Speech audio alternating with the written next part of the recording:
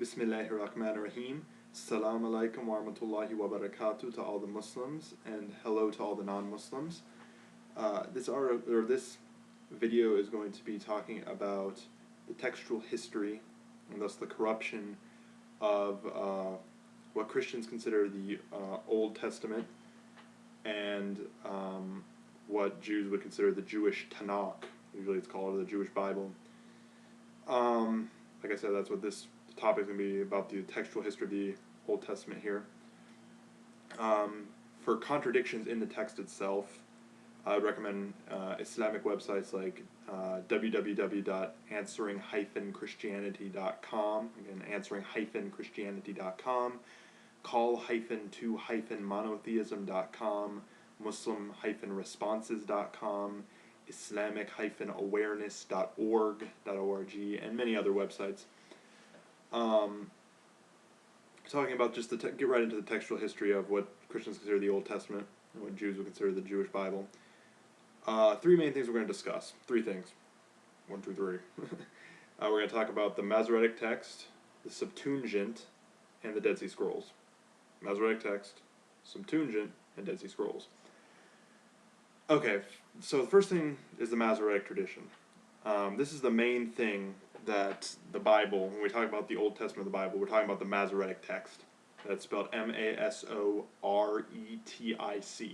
Hopefully you have some background on this. If you're watching this, you might have heard these terms before. I'll try to give the best quick summaries I can. Hopefully that'll help, but hopefully you have some background info, but hopefully this will help even if you don't have background info, just to give you some quick info. Okay, so the Masoretic tradition, M-A-S-O-R-E-T-I-C. This is, again, what is the main thing for the Old Testament.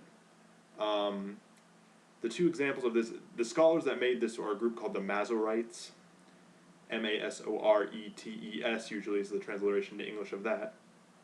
And they were a group of scholars, Jewish scholars, who lived mostly from the 7th century Common Era to the 11th century Common Era. So the 7th century Common Era to the 11th century Common Era.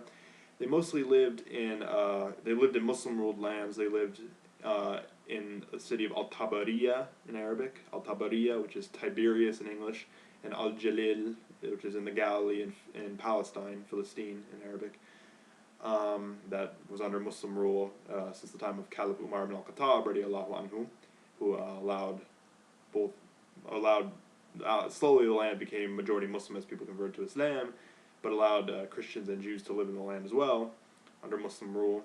And also the other place where the Masoretes were active was in Iraq, the nation of modern-day Iraq, then the Abbasid Caliphate, which the Abbasid Caliphate ruled from Baghdad from 750 Common Era to 1258 Common Era. So the two texts in the Masoretic tradition that come up, the main two ones from the later part, towards the 11th century Common Era, we have the Aleppo Codex, named after the city of Aleppo in northern Syria. The Aleppo Codex is not as complete. It's dated towards the end of the 10th century Common Era, the 900s Common Era, later part of the 900s Common Era.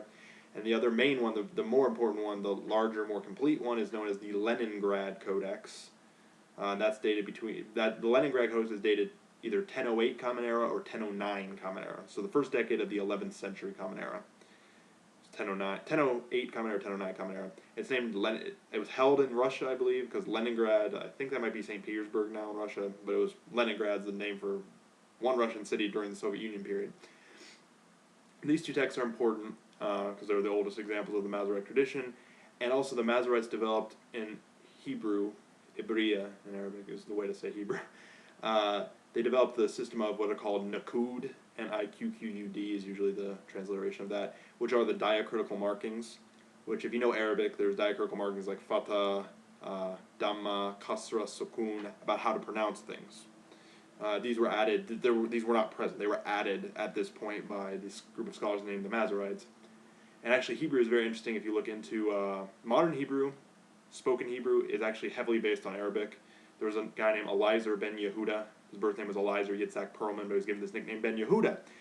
And he was born in 1858 Common Era in what is modern day Belarus in Eastern Europe, which was then the Tsarist Russian Empire, part of the Tsarist Russian Empire, modern day Belarus. And he died in 1922 Common Era, but he developed Hebrew was a dead language.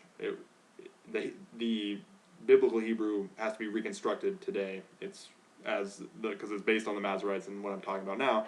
But spoken Hebrew, modern spoken Hebrew, is heavily based on Arabic, because Elijah ben Yehuda made up what are termed neologisms, new words, and he did this heavily by copying existing Arabic words and Arabic roots and making sound changes between the languages. That's one way he made up tons of neologisms, new words that didn't exist. So for the new Hebrew language that would be spoken.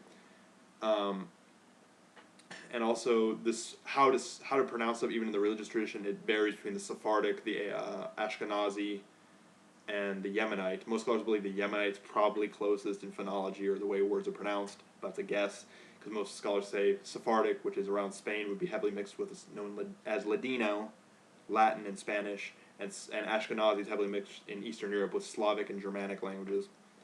Okay, so that's the Masoretic tradition. And then the Septuagint. Okay, the Septuagint was the Hebrew Old Testament translated into the Indo-European language of Greek.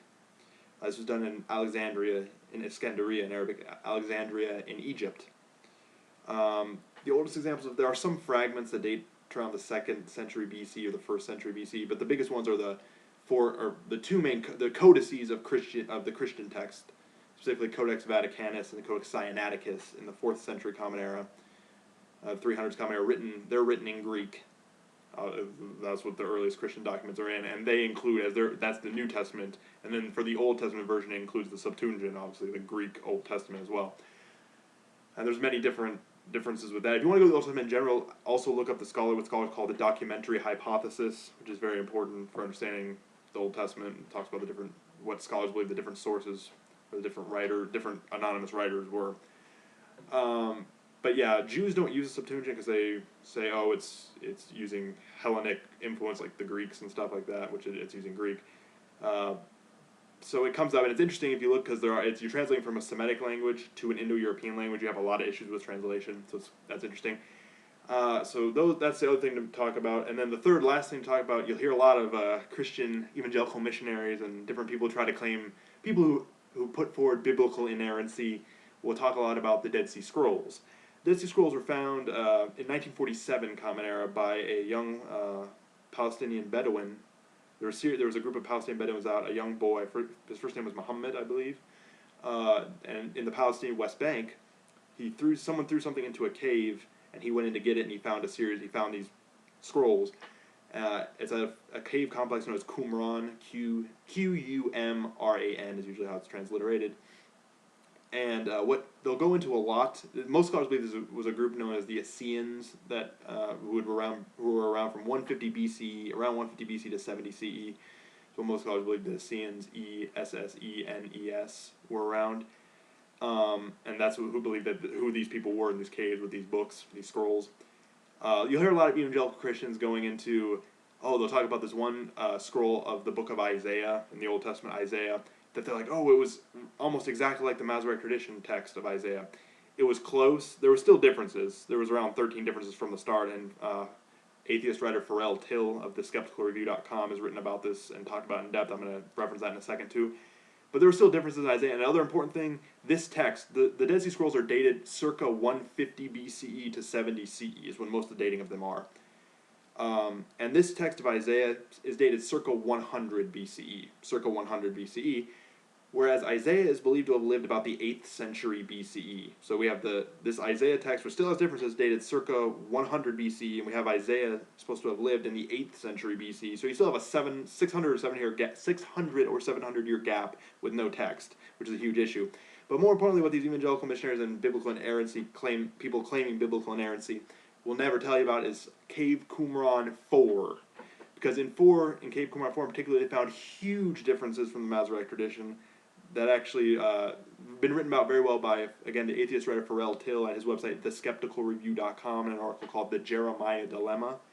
And another simple link is skeptictank.com, a writer named David Rice. Just type skeptictank.com, David Rice, Dead Sea Scrolls, talking about specifically Cave Qumran 4. They found huge differences, in particular, and if you know your Old Testament books, in Genesis, 1st and 2nd Samuel, Jeremiah, Exodus, and Daniel, among others. And actually this has been written about very interestingly by a religious figure and an academic named Reverend Joseph A. Fitzmyer. who has degrees from Loyola University and Johns Hopkins University, and his books are widely available on Amazon. Very expensive because they're esoteric, they're rare. A lot of people don't buy them. They're really in deep about religious texts. But he's a well-known academic, and he actually says especially these K4 differences and these wide differences. He actually says the Masoretic tradition represents a, quote, Palestinian rewording of the book. So he's saying it was reworded by the Masoretes that we just talked about earlier in the video. He also mentions that these different texts found in specifically Cave Qumran 4, Dead Sea Scrolls Cave 4,